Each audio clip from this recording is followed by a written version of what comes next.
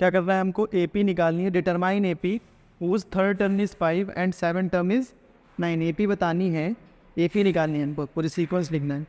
जिसका third term है 5 और 7 टर्म क्या है 9। थर्ड टर्म 9 है, मतलब क्या दिया है हमको, A3 दिया हुआ है और क्या दिया हुआ है A7 दिया हुआ है। ये बात समझ में आई। थर्ड टर्म दिया मतलब A3 दिया है और सेवन्थ टर्म दिया मतलब A7 दिया है। थर्ड टर्म A3 को हम क्या लिख सकते हैं, A प्लस 2D। A3 को क्या लिख सकते हैं हम लोग, A7 को क्या लिख सकते हैं, A plus 6D is equal to 9। ये हो गई इक्वेशन नंबर 1 और ये हो गई इक्वेशन नंबर 2। लीनियर इक्वेशन पढ़ चुके हो, वहाँ एक्स वाई होता था, यहाँ ए और डी। एलिमिनेशन मेथड से सॉल्व कर सकते हैं। क्या करना पड़ेगा, दोनों इक्वेशन को सब्ट्रैक्ट करना पड़ेगा। तो हम क्या कर रहे हैं, इक्वेशन 1 माइनस इक्वेशन 2। तो इक्वेशन 1 है a plus 2d is equal to 5, equation 2 है a plus 6d is equal to 9। Minus कर रहे हैं तो सबके साइन रिवर्स कर देंगे, प्लस का माइनस, माइनस का प्लस। माइनस कुछ था ही नहीं, सभी प्लस थे, तो प्लस का सब क्या कर दिया माइनस। ए और ये ए कैंसिल हो गया क्योंकि एक प्लस था और एक माइनस। बाकी ये कितना बन गया, 2 माइनस 6 करेंगे, माइनस का 4d इज इक्वल टू कितना आ जाएगा, ये माइनस का 4। तो d कितना आ गया यहाँ से, -4 अपॉन -4, माइनस से माइनस गया, 4 1 ज़ा 4 1 ज़ा, d कितना आ गया 1, d कितना आ गया 1। अब किसी भी इक्वेशन में पुट करके a की वैल्यू निकाल लेंगे। मान लो इक्वेशन नंबर 1 में पुट कर रहे हैं तो a प्लस 2d कितना है 5। d की वैल्यू पुट करते हैं यहाँ पे, a plus 2 into 1 is equal to 5। अब 2 इंटू 1 कितना हो जाएगा 2। इस 2 को उधर भेज दो तो क्या हो जाएगा 5 माइनस 2, यानी a की वैल्यू कितनी आ गई 3। a निकल गया, d निकल गया, ap लिख सकते हैं। तो ap क्या होगी, ap क्या होगी 3 कॉमा अगला टर्म क्या होगा 1 ऐड कर देंगे, डिफरेंस क्योंकि 1 है 4, अगला टर्म क्या होगा 5 कॉमा 6 कॉमा 100। ये बन गए अपनी AP। कोई दिक्कत परेशानी। पहले बताओ, यहाँ पर क्वेश्चन में ये नहीं लिखा हुआ कि AP है, क्वेश्चन में क्या लिखा हुआ है लिस्ट ऑफ नंबर्स। तो पहले ये लिखोगे कि AP है। क्वेश्चन में AP लिखा होता है डायरेक्टली फॉर्मूला लगा देते हैं। यहाँ पर क्या बोला है इसमें क्वेश्चन में, check whether 301 is term of list of numbers 5 11 17 23 and so on. इस क्वेश्चन में कहीं भी AP नहीं लिखा हुआ, कहीं भी लिखा हुआ है कि AP।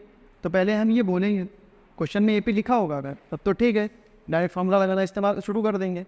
लेकिन यहाँ पर अभी सिर्फ लिखा हुआ है लिस्ट ऑफ नंबर्स, तो पहले हम ये दिखाएंगे कि ये AP है। तो AP तो है, देखो डिफरेंस क्या है समय में सेम है, तो डायरेक्टली लिख दो चाहे तो, या फिर दिखा दो कि A2 माइनस A1 क्या आएगा यहाँ से 11 माइनस 5 6, A3 माइनस A2 कितना आएगा 17 माइनस 11 कितना आएगा 6, A4 माइनस A3 कितना आएगा 23 माइनस 17 यानी 6। तो therefore it is an AP।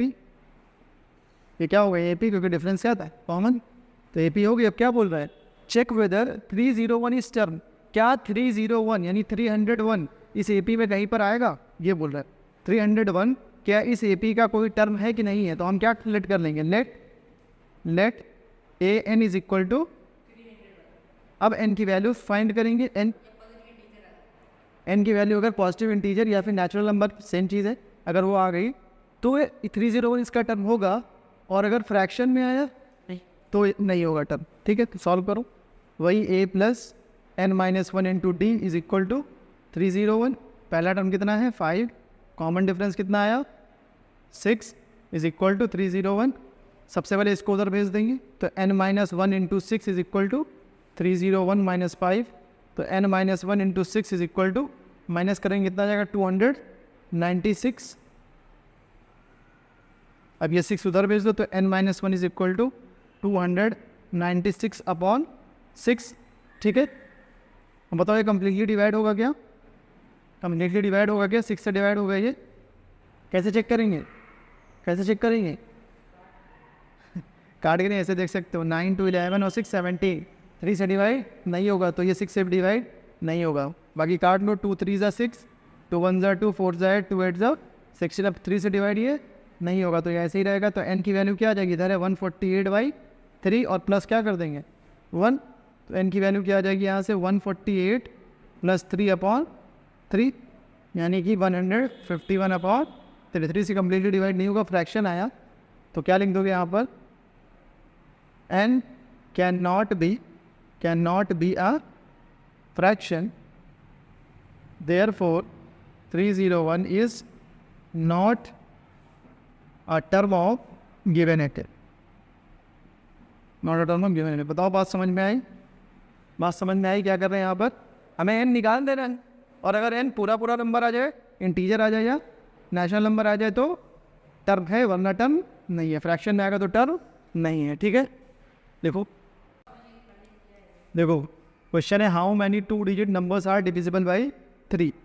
कितने 2 डिजिट नंबर 3 से डिवाइड हो जाएंगे? तो सबसे छोटा 2 डिजिट नंबर जो 3 से डिवाइड होता है वो कौन है? 10। तो सबसे छोटा 2 डिजिट नंबर है 10, 3 से डिवाइड नहीं होगा। इसके बाद 11, वो भी 3 से डिवाइड नहीं होगा। उसके बाद क्या आएगा? 12, वो 3 से डिवाइड हो जाएगा। तो सबसे छोटा 2 डिजिट नंबर क्या हुआ? 12। अगला क्या होगा? अगला क्या होगा बताओ? 15 होगा जो 3 से डिवाइड होगा। अगला क्या होगा? 18 होगा जो 3 से डिवाइड होगा। 3 ऐड करते जाओ, बस 3 ऐड करते जाओ। तो ऐसे ही लास्ट 2 डिजिट नंबर क्या होगा जो 3 से डिवाइड हो जाए? तो सबसे बड़ा 2 डिजिट नंबर क्या होगा? 99। उसके बाद 100 हो जाएगा, 3 डिजिट चालू हो जाएगा। तो सबसे बड़ा 2 डिजिट नंबर कौन है? 99। ये 3 से डिवाइड होगा क्या? हो जाएगा 3 से डिवाइड। तो लास्ट नंबर क्या हो गया? बस इतने ही 3 डिजिट नंबर है जो 3 से डिवाइड हो रहे हैं। तो ये पहला टर्म है, ये दूसरा टर्म है, तीसरा टर्म है, ऐसे ये आखिरी टर्म है। तो ये जिस नंबर का टर्म होगा, ये जिस नंबर का टर्म होगा उतने ही तो टर्म है। तो पहला टर्म, दूसरा टर्म, तीसरा, ऐसे चौथा, पाँचवा, छठा, फिर ये जिस नंबर का टर्म होगा उतने ही टर्म है इस पूरी एपी में, उतना ही टर्म है इस एपी में। तो जिस नंबर का ये टर्म होगा उतना ही नंबर 3 से डिवाइड होंगे। मैं यही बस समझ। इसमें आखिरी टर्म कौन है बताओ? ये हमने कुछ टर्म्स लिखे, इसमें आखिरी टर्म कौन सा है? किस नंबर का टर्म है वो? किस नंबर का टर्म है वो? कौन से नंबर का टर्म है वो? 5वें नंबर का टर्म है ना। तो टोटल टर्म कितने हैं इसमें? और ये किस नंबर का टर्म था? ये किस नंबर का टर्म है? तो जिस नंबर का लास्ट टर्म होता है वही तो टोटल टर्म्स हो जाएंगे। ये बात समझ में आई कि नहीं आई? तो 99 जिस नंबर का टर्म होगा उतना ही तो टोटल टर्म्स होंगे इसमें। तो हमें क्या निकालना है इसमें कि 99 किस नंबर का टर्म है। ठीक है, ऐसे जितने भी क्वेश्चंस आएंगे तो सबसे पहले देख लेंगे पहला नंबर क्या है और आखिरी नंबर क्या है। ये दोनों चीज़ें ज़रूरी है, पहला नंबर क्या होगा और आखिरी नंबर क्या होगा। और जो कॉमन डिफरेंस होगा वही होगा जिससे बोला डिविजिबल। चेक कर लो, चाहे 12, 15, 18 ये है तो कॉमन डिफरेंस कितना है ऐसे? 3।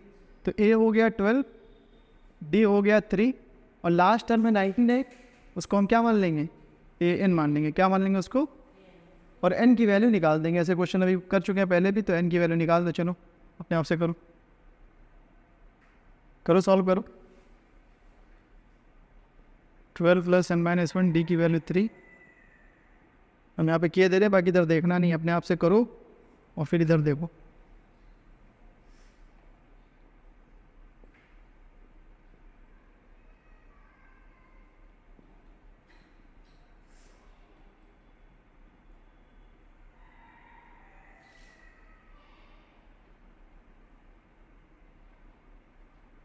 Out the eyes and the light with varies.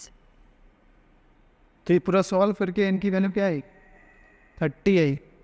Therefore 30 2 digit numbers are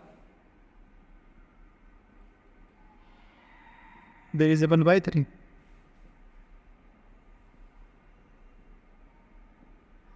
ठीक है, 32 2 digit numbers are divisible by 3। इसी क्वेश्चन को बदला है, how many 2 digit numbers are divisible by 4 which है 4 से बताने हैं कितने 2 डिजिट नंबर्स डिवाइड हो जाएंगे।